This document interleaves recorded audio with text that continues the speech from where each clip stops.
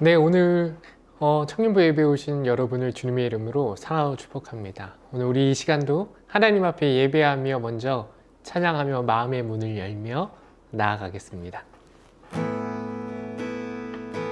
우리 이 찬양 함께 고백하실까요?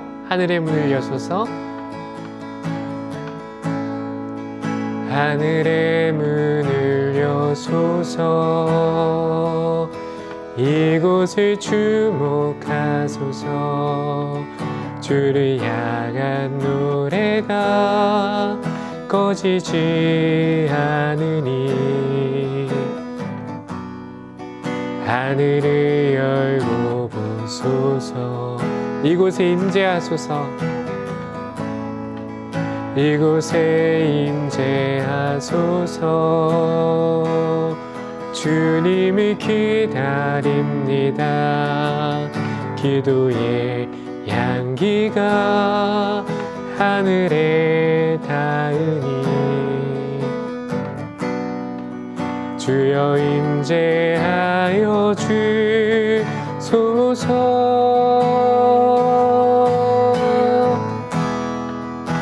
이곳에 오셔서 이곳에 앉으소서.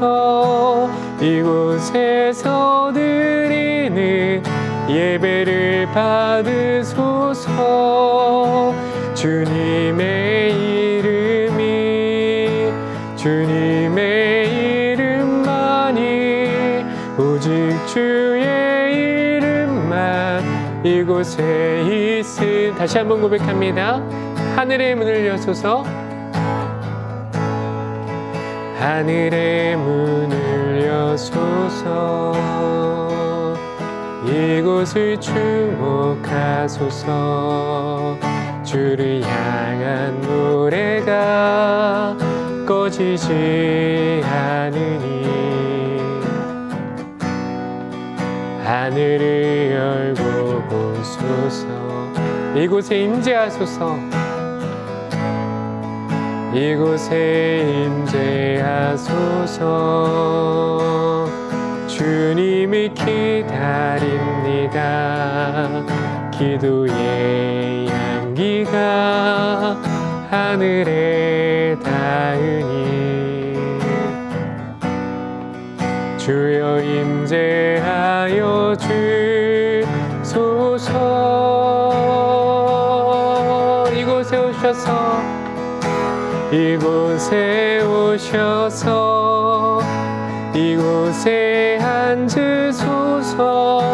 이곳에서 드리는 예배를 받으소서. 주님의 이름이 주님의 이름만이 오직 주의 이름만 이곳에 오셔서 이곳에 오셔서 이곳에 앉으소서. 이곳에서 드리는 예배를 받으소서. 주님의 이름이 주님의 이름만이 오직 주의 이름만. 우리 한 번 더 고백합니다. 이곳에 오셔서 이곳에 오셔서 이곳에 앉으소서. 이곳에서 드리는 예배를 받으소서. 주님의 이름이 주님의 이름만이 오직 주의 이름만. 우리 계속해서 고백하며 찬양합니다. 예수 우리 왕이여, 예수 우리 왕이여. 이곳에 오소서. 보좌로 주여 임하사 찬양을 받아 주소서.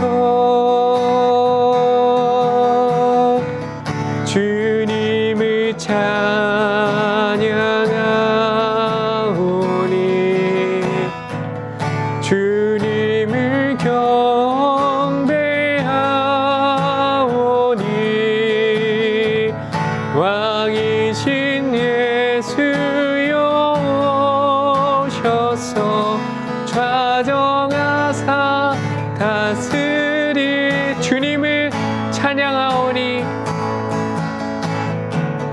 주님을 찬양하오니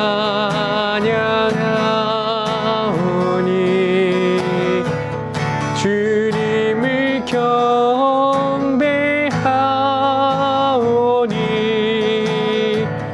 왕이신 예수여 오셔서 좌정하사 다스리. 우리 마지막 고백합니다. 주님을 찬양하오니 주님을 찬양하 주님을 경배하오니 주님을 경배하오니 왕이신 예수여 오셔서 좌정하사 다스리소서.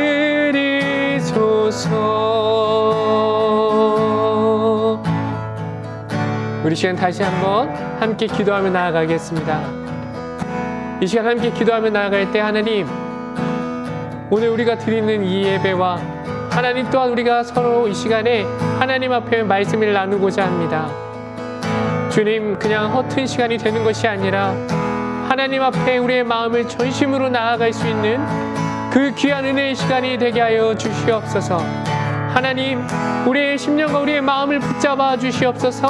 우리 함께 통성으로 기도하며 나아가겠습니다. 하나님 아버지, 이 시간 함께 기도하며 나아갑니다.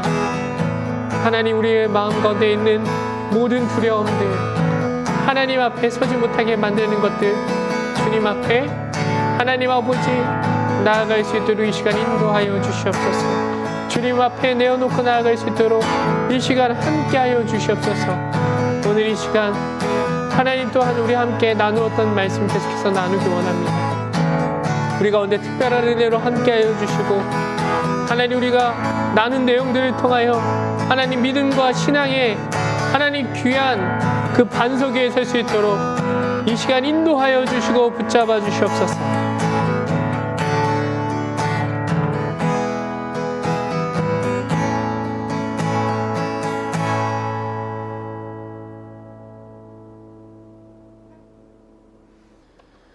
네, 여러분 반갑습니다. 오늘도 계속해서 우리 함께 신앙의 기초와 믿음의 반석 위에 서기 위해서 오늘 함께 올려드린 교재 함께 나누면서 또 말씀을 나누고자 합니다. 오늘은 드디어 5가입니다. 다시 지은 죄. 어느새 벌써 절반까지 왔습니다. 좀 힘드시고 지루하실 수도 있지만 우리가 정말 계속해서 제가 누누이 말씀드리는 것처럼 신앙의 반석 위에 서기 위해서 우리가 몸부림치고 그것을 갈망하는 세부천교회 청년부 여러분들이 되시길 소원합니다. 오늘 주제 말씀은 요한일서 1장 8절입니다. 요한일서 1장 8절, 다들 유튜브 상세 페이지란에서 교재 다 다운받으셨죠? 우리 함께 한 목소리를 읽어보겠습니다. 시작!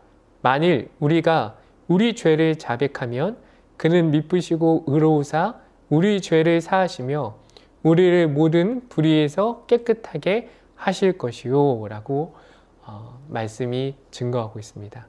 들어가기 전 한번 제가 읽어보겠습니다. 신앙생활을 하면서 발견하게 되는 사실 하나는 우리가 구원받은 하나님의 자녀임에도 여전히 죄를 짓는다는 것입니다. 예수 믿으면 다 되는 줄 알았는데 너무도 허망하게 무너지는 스스로의 모습을 보며 절망하기도 하고 내가 진짜 구원받은 사람이 맞는가 하는 의문이 들기도 합니다. 왜 죄를 짓기 싫은데 자꾸 죄를 짓게 될까요? 신앙생활 속에 일어나는 죄의 문제는 어떻게 대처해야 할까요? 라고 기록하고 있습니다.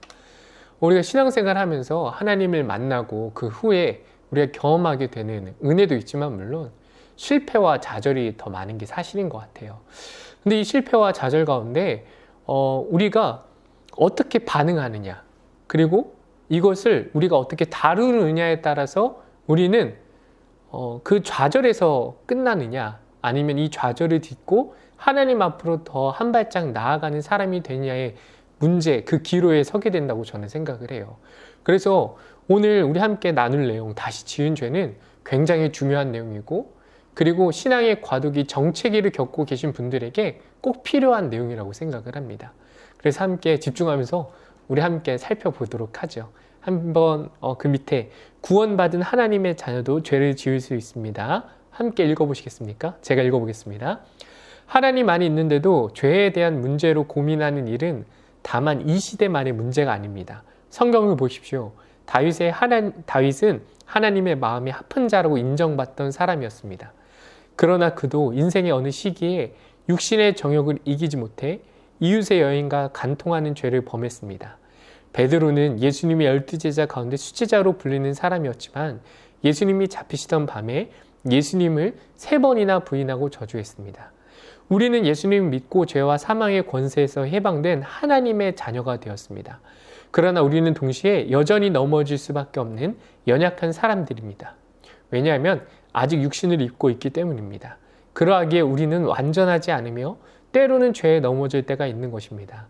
아래의 말씀은 예수님을 만나고 놀라운 생애를 살다 갔던 사도 바울의 고백입니다. 여기에 나는 법칙 하나를 발견하였습니다. 곧 나는 선을 행하려고 하는데 그러한 나에게 악이 붙어 있다는 것입니다. 나는 속사람으로는 하나님의 법을 즐거워하나 내 지체에는 다른 법이 있어서 내 마음의 법과 맞서서 싸우며 내 지체에 있는 죄의 법에 나를 포로로 만드는 것을 봅니다. 아, 나는 비참한 사람입니다. 누가 이 죽음의 몸에서 나를 건져주겠습니까? 우리 주 예수 그리스도를 통하여 나를 건져주신 하나님께 감사를 드립니다.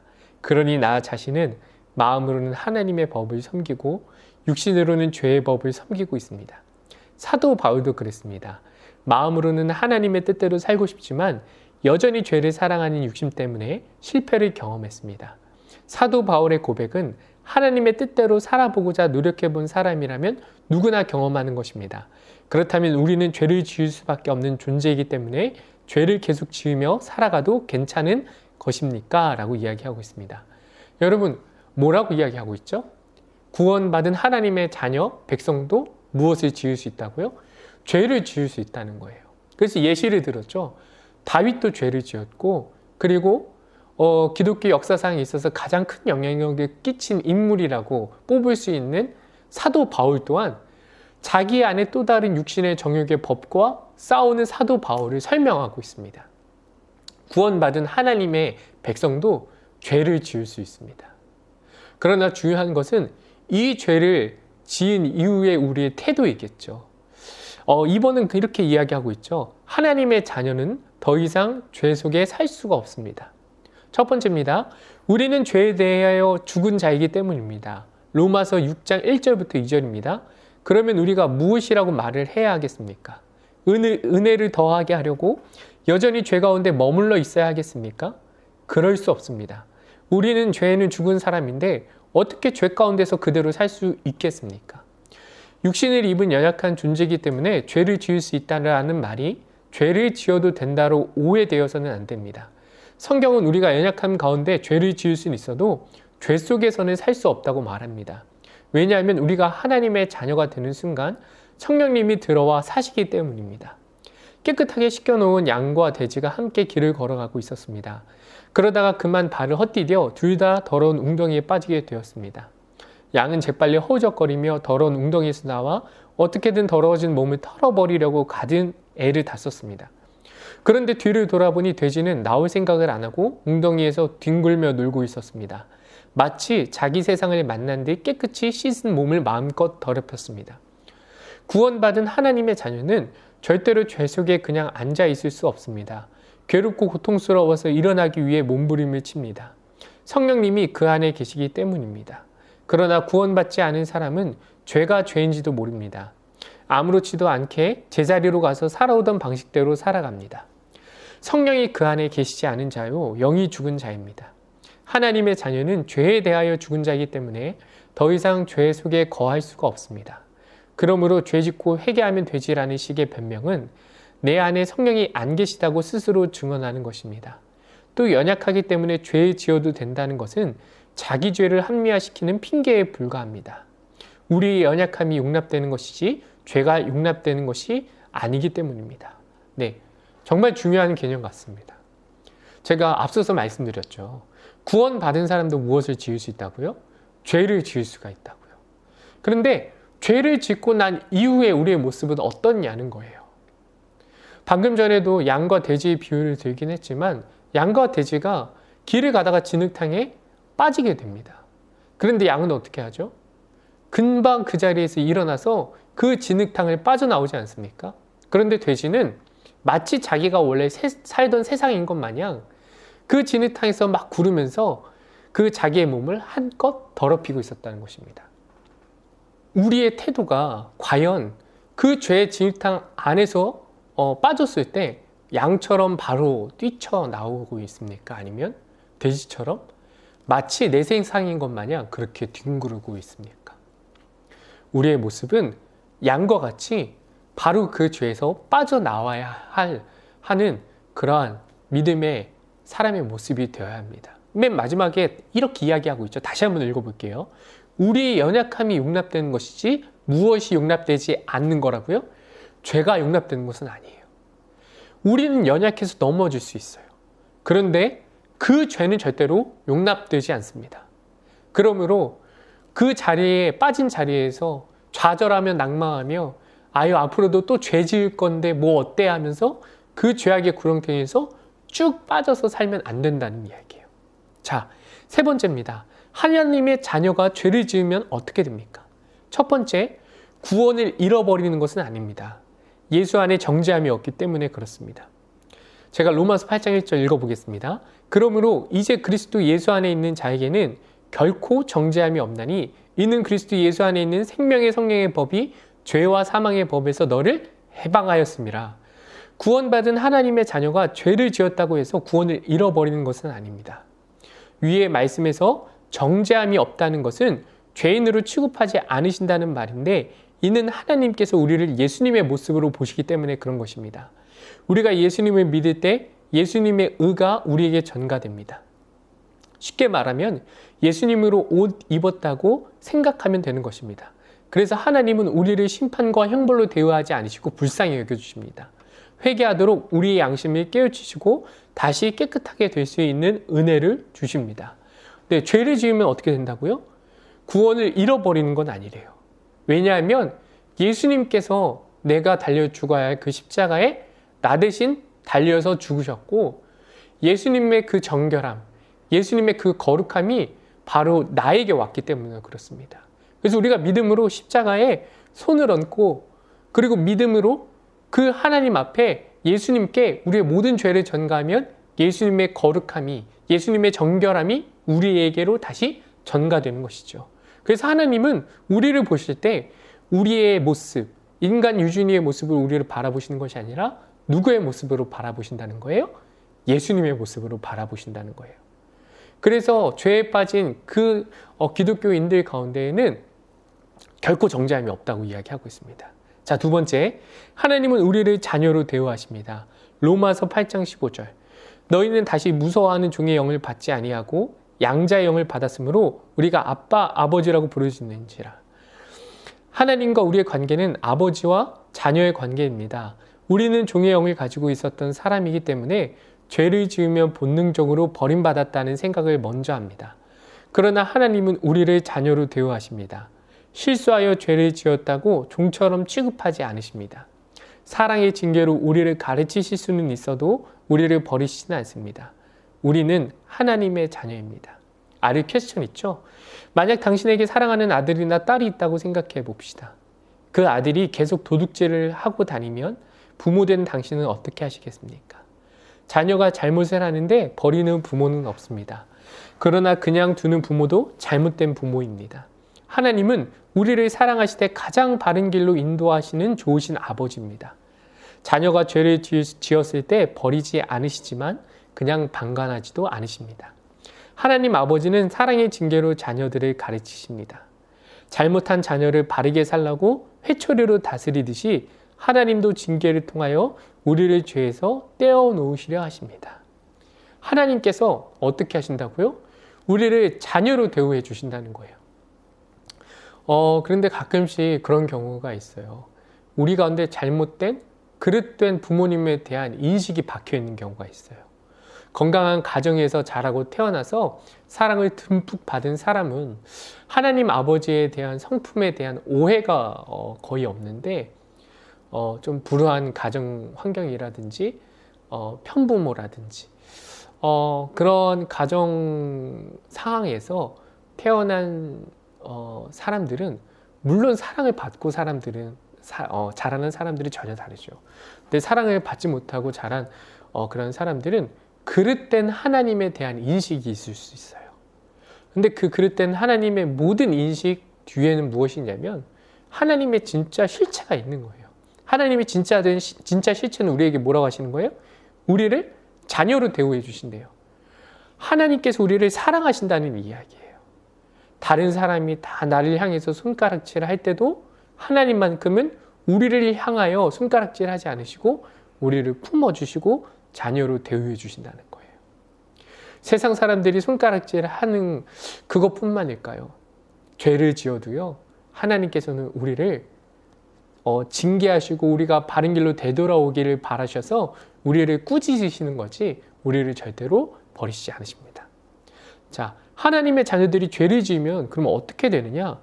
물론 하나님의 징계들이 있겠죠. 첫 번째, 영적 고통이 찾아옵니다. 시편 32편 3절부터 4절 제가 한번 읽어보겠습니다. 내가 입을 열지 아니할 때에 종일 쉬는 마음으로 내 뼈가 쇠하였도다. 주의 손이 주야로 나를 누르시오니 내 진액이 빠져서 여름 가뭄에 마름같이 되었나이다. 위의 고백은 다윗의 고백입니다. 다윗도 죄를 범했습니다. 그가 죄를 회개하지 않았을 때 신음했습니다. 뼈가 쇠하였고 주의 손이 밤낮 양심을 짓누르셨습니다. 그래서 자신의 육체와 마음의 가뭄에 말라버린 땅처럼 되어버렸다고 고백하고 있습니다. 이것이 바로 하나님의 자녀가 죄를 지었을 때 받게 되는 사랑의 징계입니다. 아이가 동전을 삼켰는데 가만히 두는 부모는 없습니다. 무슨 수를 써서라도 그 동전을 토해내게 할 것입니다. 마찬가지로 성령님도 우리가 죄를 지었을 때 결코 가만히 두지 않으십니다. 우리 양심을 찌르시고 심령을 짓누르셔서 회개할 수밖에 없게끔 하십니다. 우리를 사랑하시기 때문입니다. 뭐가 찾아온다고요? 영적인 고통이 찾아온대요. 우리가 하나님 앞에 죄를 지으면요, 우리 마음 가운데 마음에 불편함이 있어요. 그리고 마음에 예전에는 하나님과의 그 사랑의 교제가 있었는데 그 사랑의 교제가 끊어진 것이 느껴지게 되는 것이죠. 두 번째입니다. 영적 생활이 막히고 신앙생활이 무기력해집니다. 예배와 기도 생활은 우리가 하나님과 교제하는 통로입니다. 그러나 죄를 지으면 하나님과 교제하는 데 중요한 이 영적 통로들이 막혀 하나님께서 주시는 은혜를 누리지 못하게 됩니다. 신앙생활이 무기력해집니다. 그렇게 되면 다시금 육이 살아납니다. 마음의 원망과 불평이 올라오고 없어졌다고 생각했던 옛 습관들이 다시 찾아옵니다. 하나님과 관련된 것들에 흥미를 잃어가기 시작합니다. 이것은 대단히 위험한 신호입니다. 네, 여러분 이거에 다 동의하시죠? 세 번째와 네 번째 제가 계속해서 읽어보겠습니다. 삶의 영역에서 문제가 일어나기 시작합니다. 사람과의 관계가 막히기 시작하고 하는 일마다 문제가 찾아오죠. 어떤 이들은 질병에 걸리기도 합니다. 물론 모든 막힘이 다 징계로부터 비롯된 것은 아닙니다. 우리의 삶에 일어나는 많은 일들에는 우리가 알지 못하는 하나님의 뜻이 담겨져 있습니다. 그러나 자신에게 있어 양심의 부자유함과 삶에 계속되는 어려움에 봉착할 때 우리는 하나님과의 관계를 살펴볼 필요가 있습니다. 네 번째, 사명을 감당하지 못하는 그리스도인이 됩니다. 하나님은 당신의 자녀들에게 놀라운 계획을 가지고 계십니다. 세상을 변화시키는 빛과 소금으로서 하나님 나라를 선포하는 강한 용사로서 우리를 사용하십니다. 그러나 그리스도인이 죄 가운데 있게 되면 이러한 역할을 감당할 수가 없게 됩니다. 사명을 감당하지 못하는 그리스도인이 되어버리는 것입니다. 죄는 우리로 하여금 두려워하게 하고 움츠러들게 합니다. 그래서 소중한 시간을 낭비하게 만들고 하나님의 부르심에 응답하지 못하게 만듭니다. 그래서 마귀는 우리가 죄를 짓도록 유혹하는 것입니다. 네, 그 퀘스천은 한번 다들 생각을 해보시고요. 다음 장에 징계는 사랑의 표현입니다 라고 있습니다. 죄를 지었는데도 아무렇지 않다면 우리는 버리운 자요 사생아입니다. 혹시 지금 하나님의 징계 가운데 계십니까? 당신은 행복한 사람입니다. 하나님은 당신을 사랑하시고 포기하지 않으시기 때문입니다. 주님의 사랑에 힘입어 회개하고 다시 주님의 길을 걸어갑시다. 히브리서 12장 6절부터 8절입니다.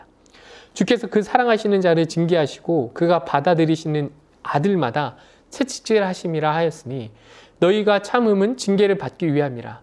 하나님이 아들과 같이 너희를 대우하시나니 어찌 아버지가 징계하지 않는 아들이 있으리요.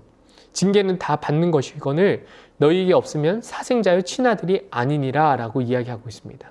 여러분, 하나님의 자녀들이 죄를 지으면 어떻게 된다고요? 첫 번째로 영적인 그 교통, 영적인 고통이 찾아온대요. 두 번째, 영적 생활이 막히고 신앙생활이 무기력해져요. 세 번째, 환경에서 징계의 채찍이 와요. 네 번째, 사명을 감당하지 못하는 그리스도인이 된다고 합니다. 여러분, 이 네 가지 가운데 혹시라도 하나라도 걸리시는 분들이 계십니까? 그렇다면 여러분들은 지금 아마 죄 가운데 계실 수도 있어요. 상황과 환경으로 우리에게 되돌아오라 말씀하시는 하나님의 음성, 그 음성을 우리는 어쩌면 흘려듣고 있는지 모르겠습니다. 그리고 어떤 사람에게는 하나님께서 기대하고 있는 사명의 길이 있는데 우리가 그 사명의 길을 감당하지 못하고 있는 것일 수도 있습니다. 그렇다면 과연 우리가 이 죄에 빠졌을 때 우리는 어떻게 해야 하느냐는 거예요. 아까 말씀드렸다시피 양이 그 진흙탕 구덩이에서 빨리 나와야 하긴 하겠지만 구체적인 방법은 과연 무엇이 있을까요? 네, 그래서 네 번째, 죄를 지으면 어떻게 해야 하나요? 라는 챕터가 있습니다. 죄를 지으면 어떻게 해야 할까요? 네, 함께 읽어보겠습니다. 첫 번째, 즉시 회개해야 합니다. 요한일서 1장 9절 함께 읽어볼까요? 시작. 만일 우리가 우리 죄를 자백하면 그는 미쁘시고 의로우사 우리 죄를 사하시며 우리를 모든 불의에서 깨끗하게 하실 것이요. 네, 이사야서 43장 25절도 함께 읽어보겠습니다. 시작. 곧 나는 나를 위하여 내 허물을 도말하는 자니 내 죄를 기억하지 아니하리라. 하나님의 자녀는 죄를 죄로 깨닫는 사람들입니다. 그러므로 내가 죄를 지은 것이 깨달아졌다면 즉시 회개해야 합니다. 하나님은 회개를 기뻐하십니다. 우리가 회개할 때 우리의 죄를 깨끗하게 씻어주시고 다시는 기억하지 아니하시는 분이십니다. 죄가 우리를 죽이는 것이 아니라 죄를 짓고 회개치 않는 것이 우리를 죽이는 것입니다. 하나님은 회개라는 선물을 우리에게 주셨습니다. 그러므로 우리는 날마다 주님 앞에 지은 죄들을 회개하며 심령을 깨끗하게 해야 합니다. 네, 뭐 하라고요? 회개하라고요. 악한 마귀 사단 원수는 우리 마음 가운데 죄책감과 정죄감을 줄 거예요. 그래서 우리가 죄를 지었을 때 하나님께로 되돌아가는 것을 악한 사단 마귀는 제일 싫어합니다. 그래서 우리의 마음 가운데 끊임없이 정죄감과 하나님께서는 널 받아주지 않으실 거야. 너가 정말 하나님 앞에 체면이 있으면은 하나님 앞에 지금 가서는 안 되라고 이야기할 것입니다. 근데 우리가 그럴 때일수록 더 하나님 앞에 매달려야 한다는 거예요. 다시 하나님을 붙잡아야 한다는 거예요. 그것이 바로 회개입니다. 자, 두 번째, 다시는 그 죄를 짓지 않도록 노력해야 합니다. 마태복음 3장 8절, 그러므로 회개에 합당한 열매를 맺고, 회개는 울고 가슴만 치는 것이 아니라 가던 길에서 돌이키는 것입니다. 사람은 연약한 존재이기 때문에 환경에 많은 영향을 받습니다. 그러므로 우리는 죄를 짓게 만드는 많은 상황들과 환경 속에서 벗어나야 합니다. 세상적인 친구 관계, 잘못된 습관, 경건하지 않은 취미 등은 우리의 신앙생활에 전혀 도움이 되지 않습니다. 정말 죄를 짓고 싶지 않다면 죄를 짓게 하는 상황을 멀리 하십시오 라고 이야기하고 있습니다. 회개란 뭐래요? 회개란 그냥 우리가 눈물 짓고 하나님 앞에 잘못했다고 가슴 치면서 기도하는 것, 그것도 물론 회개겠죠. 그런데 진정한 회개의 길은 회개에 합당한 열매를 맺는 거예요. 우리가 죄를 향해서 사망의 길을 향해서 가던 그 길을 되돌이켜서 하나님이 원하시는 그 길로 되돌이키는 것이 회개예요. 그 회개에는 눈물이 동반하지 않을 수도 있어요. 가슴에 깊이 무언가 은혜가 없을 수도 있어요. 그런데 회개에 합당한 열매, 하나님께서는 열매를 요구하고 계십니다. 진짜 회개하는 사람은 눈물이 나지 않아도, 그 하나님을 향하여 정말 깊은 은혜가 없어도, 물론 은혜가 있으면 더 좋겠죠. 그런데 깊은 은혜가 없어도 그 사망으로 가던 죄악의 길을 돌이켜서 하나님의 원하시는 길, 말씀을 기준으로 삼 그 길을 향해서 묵묵하게 가는 그 사람이 진짜 회개에 합당한 열매를 맺고 있는 것이라 말씀드릴 수 있을 것 같습니다. 여러분, 회개하고 계십니까?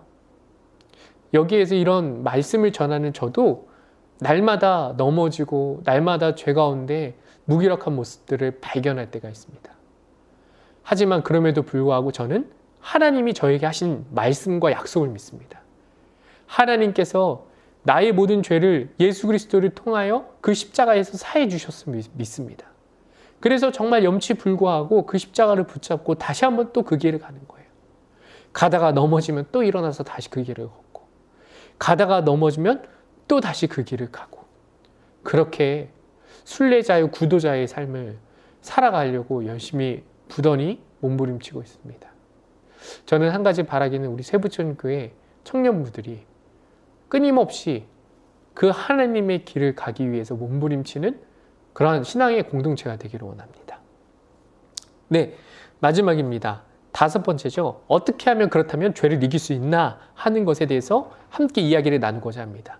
첫 번째, 인간의 연약한 의지력과 결단력을 신뢰하지 마십시오.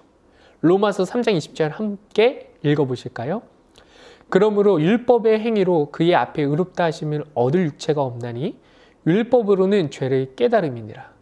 사람들은 자신의 의지와 결단력을 너무도 과대평가합니다. 그러나 한 번이라도 제대로 주님의 뜻을 살아보려고 하는 사람은 내가 아무것도 할 수 없는 존재라는 것을 깨닫게 됩니다. 만약 우리의 노력이나 결단력으로 의롭게 될 수 있었다면 예수님께서 십자가에 죽으실 이유가 없었습니다. 그러므로 우리는 우리의 어떠함을 의지할 것이 아니라 날마다 십자가의 은혜를 붙들어야 합니다. 인터넷에서 본 폴 워셔 목사님의 설교 중 강력하게 던지신 이 한마디에 그 자리에 얼어붙어 눈물만 흘렸던 적이 있습니다. 이 세상에 위대한 하나님의 사람은 없습니다. 가련한 죄인을 붙드시는 위대한 하나님의 은혜만 있을 뿐입니다. 그렇습니다. 우리는 오늘도 하나님의 은혜 없으면 아무것도 할 수 없는 가련한 죄인들입니다. 이러한 겸손한 심령을 가지고 날마다 하나님의 은혜를 구할 때 죄를 이기는 삶을 살아갈 수 있습니다. 네, 뭐라고 말씀드렸죠? 죄를 이기는 삶을 살 수가 있다고요. 우리가 더 이상 죄의 그 다스림의 영역 안에서 삶을 살아가는 것이 아니라 신앙의 생활을 해가는 것이 아니라 죄를 이길 수 있다는 거예요. 그런데 죄를 이기기 위해서 필요한 한 가지 인식이 있는데 그것은 무엇이냐면 바로 첫 번째는 우리는 우리 힘으로 결코 죄를 이길 수 없다는 거예요. 아무리 몸부림치고 정말 우리의 주변에서 우리의 죄를 짓게 하는 모든 것들을 다 떠나 저 산에 들어가고 광야에 들어가고 그곳에서 세상과 단절된 채 살아도 우리는 무엇을 지을 수밖에 없는 존재라는 거예요? 죄를 지을 수밖에 없는 존재라는 거예요. 그래서 한 가지 우리에게 필요한 생각이 있는데 인식이 있는데 그것은 무엇이냐면 우리는 결코 우리의 힘으로 무엇을 이길 수 없다? 죄를 이길 수 없다는 겁니다. 자, 두 번째. 그러면 죄를 이기기 위해서는 무엇을 해야 되느냐? 주님의 끊임없는 용서와 사랑을 믿으래요. 마태복음 18장 21절부터 22절입니다. 그때 베드로가 나와 이르되 주여 형제가 내게 죄를 범하면 몇 번이나 용서하여 주리이까? 7번까지 하오리이까? 예수께서 이르시되 내게 이르노니 7번뿐 아니라 7번을 70번까지도 할지니라. 원수마귀의 가장 큰 전략은 우리가 하나님의 사랑에 대해 오해하고 불신하게 만드는 것입니다. 특별히 우리가 죄를 지었을 때 죄책감을 통해 우리가 버림받고 용서받지 못할 것처럼 속입니다. 그 결과 하나님을 피하려고만 하지 하나님께 나아가지는 못하게 합니다. 회개하지 못하게 하는 것입니다. 회개하지 않는 신앙은 생명력을 잃어가고 결국은 영적인 소경이 되어버려 방황하는 신앙이 되어버립니다. 주님의 용서와 사랑은 끝이 없습니다. 베드로가 형제의 죄를 몇 번이나 용서해야 하겠느냐고 물었을 때 주님은 70번씩 7번이라도 용서하라고 하셨습니다. 이것은 문자적으로 490번을 이야기하는 것은 아닙니다. 끝까지 용서하라는 것입니다. 제자에게 용서를 이렇게 가르친 예수님께서 용서하기를 그치시겠습니까? 사랑을 거두시겠습니까? 그렇지 않습니다. 예수님은 변함없는 사랑으로 우리를 붙드십니다. 마귀의 음성에 속지 마십시오. 예수님께 돌아와 회개하고 새 힘을 얻으십시오. 근데 이 부분은 제가 앞에서 언급했기 때문에 따로 한 번 더 언급하지 않겠습니다. 바로 3번입니다. 구원받은 후에도 날마다 회개하는 생활을 해야 합니다. 히브리서 3장 13절 오직 오늘이라 일컫는 동안에 매일 피차 권면하여 너희 중에 누구든지 죄의 유혹으로 완고하게 되지 않도록 하라. 우리가 이 땅에 살아가는 동안에 죄는 늘 우리를 공격할 것입니다. 죄에 빠지면 우리의 마음은 굳어집니다. 하나님의 은혜에서 멀어집니다. 성경은 매일 기도하고 매일 회개하고 매일 서로 권면하여 죄의 유혹을 이기라고 말씀하십니다. 매일 회개하는 생활은 마치 매일 씻는 생활과 같습니다. 하루도 쉬지 않으면 우리의 몸이 더러워지고 질병에 노출되기 쉬운 것처럼 매일 회개하지 않으면 우리의 영혼은 어두워집니다. 죄 짓는 것보다 더 큰 문제는 죄 짓고도 회개하지 않는 것입니다. 회개하십시오. 매일 하나님 앞에 회개하는 생활이 죄를 이기는 길입니다. 네, 매일 무엇하라고요? 회개하라고요. 매일 내가 신앙의 여정 가운데 지금 내 위치가 어디에 있는지 살펴보라는 이야기예요.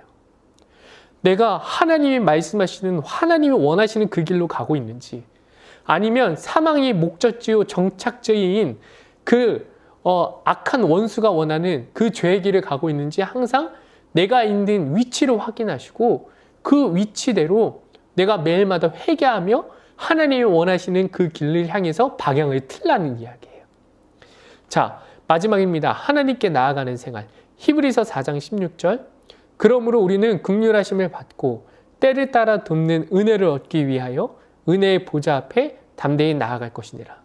죄는 우리의 힘으로 결코 이길 수 없습니다. 그러나 부활하셔서 죄와 사망 권세를 깨뜨리신 예수님은 우리에게 죄를 이길 수 있는 힘을 주십니다. 그러나 그 능력은 날마다 우리 안에 있어서 예수님 없어도 사용할 수 있는 것이 아니라 예수님과의 친밀한 관계를 통하여 나타나는 능력입니다. 그러므로 우리는 날마다 하나님께 나아가는 생활을 해야 합니다. 예배를 드릴 때 하나님을 만날 수 있도록 전심으로 참여하고 기도 또한 간절함으로 올려드려야 합니다. 섬김에 힘쓰고 사랑하기로 결정할 때 우리 안에 계신 예수님이 일하십니다. 날마다 하나님께 나아가는 생활을 하십시오. 거기에 죄를 이기는 승리의 비결이 있습니다. 여러분, 승리의 비결이 어디 있대요? 아까 제가 뭐라고 말씀드렸죠? 우리가 죄를 이길 수 없는 이유는 무엇이에요? 우리가 우리 자신을 너무 의지하기 때문에. 그래서 우리는 충분히 죄를 이길 만한 능력이 있는 다른 존재를 의지해야 돼요. 그것이 바로 누구냐면 우리에게 충분히 죄를 이길 만한 능력을 주실 분, 바로 하나님이십니다. 바로 예수 그리스도시요 성령님이십니다. 우리가 날마다 성령님과 가까이 하며 성령님과 동행할 때 우리에게는 그런 힘이 없지만 성령님께서, 하나님께서, 예수 그리스도께서 주시는, 우리에게 주시는 그 힘으로 우리는 날마다 그 죄들을 이기면서 나아갈 수 있는 것입니다. 요한복음 15장에 그런 말씀이 있죠. 요한복음 15장 전체적으로 비유를 하나 들고 있는데, 나는 포도나무요 너희는 가지니 내가 저 안에, 저가 내 안에 거하면 저는 많은 열매를 맺느니라 라고 이야기하고 있죠. 네, 맞습니다. 우리의 신앙의 비결은 다른 어떤 것이 아니라 오직 하나님만 붙드는 거예요. 그러할 때 죄를 이길 수 있는 능력도 우리 가운데 일어날 줄로 믿습니다. 네, 마지막 8페이지입니다. 죄에 대한 우리의 태도가 있네요. 여기는 함께 읽어보시면 좋을 것 같습니다. 시작. 우리는 두 가지 극단을 조심해야 합니다. 먼저는 자포자기하는 것입니다. 이것은 어차피 우리는 죄에 빠질 수밖에 없는 사람이니 그냥 이렇게 살자라는 생각입니다. 그러나 그럴 수 없습니다. 우리는 우리 주님이 우리 죄 때문에 고난을 당하신 것을 생각하여 죄와 싸우고 죄를 피해야 합니다. 또 하나는 낭망입니다. 빈번히 죄에 지는 자신을 바라보며 낙심하고 실망하는 것입니다. 우리는 실망하지 말고 누구를 바라보라고요? 예수님을 바라봐야 합니다. 하나님의 도우심을 바라보아야 합니다. 분명히 하나님을 의지하면 하나님이 우리를 도우실 것입니다. 우리는 실수할 수 있습니다. 그때마다 우리는 예수님을 바라보아야 합니다. 회개하십시오. 회개하면 주님은 완전히 용서해 주십니다.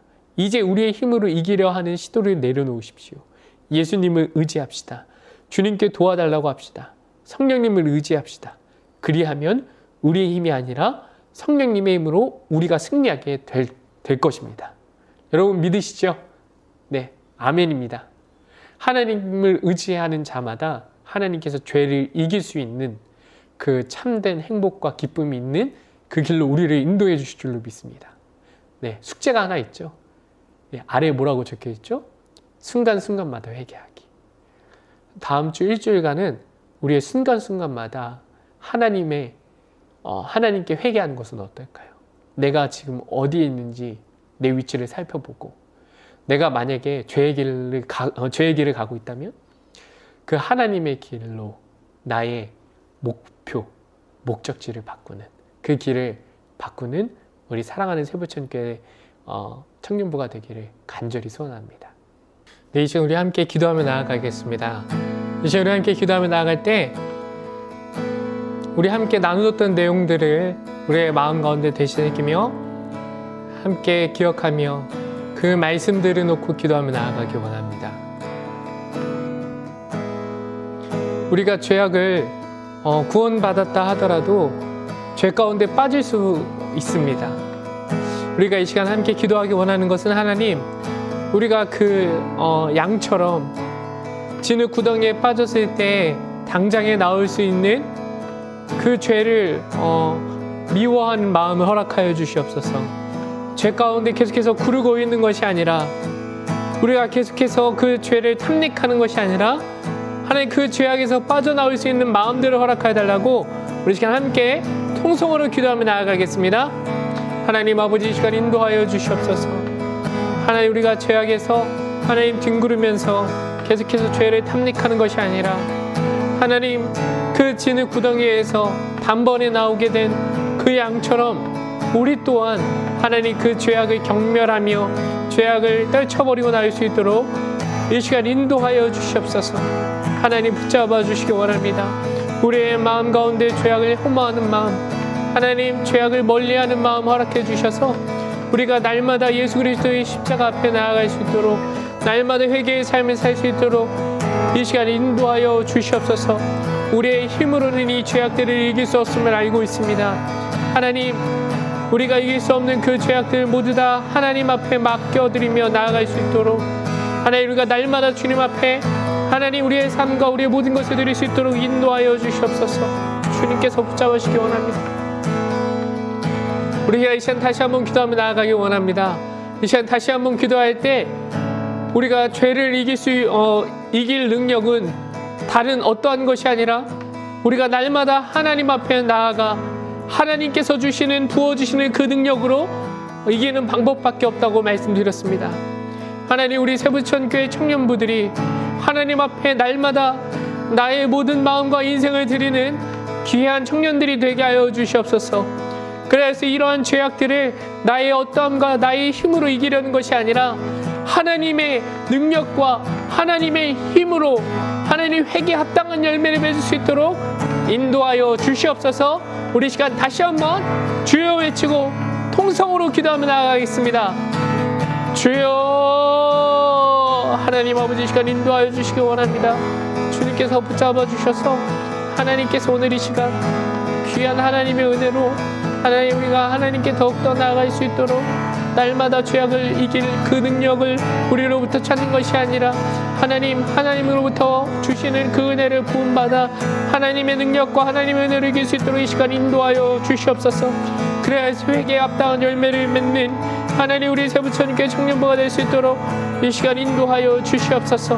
하나님, 그리하여 우리가 하나님께서 부어주신 사명을 잘 감당할 수 있도록 이 시간 인도하여 주시옵소서. 하나님, 영적으로 깨어있게 하여 주시옵소서. 주님 붙잡아 주시기 원합니다.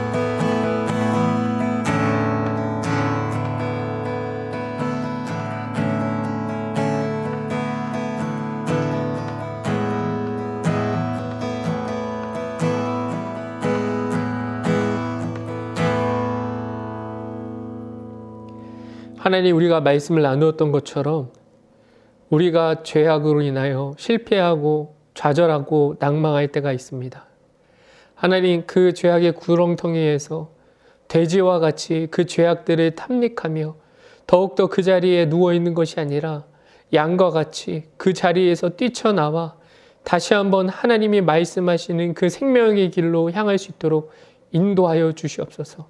그러하기 위해서 우리가 우리의 힘으로 그 길을 가는 것이 아니라 날마다 하나님을 구하며 하나님의 은혜로 부으심을 받아 그 은혜로 능히 죄악을 이겨나가는, 그래야 해서 하나님께서 부어주신 사명을 잘 감당하는 세부천교회 청년부가 되게 하여 주시옵소서.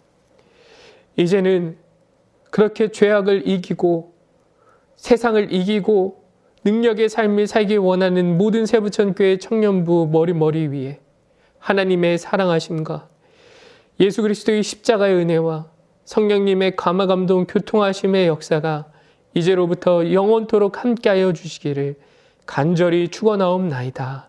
아멘.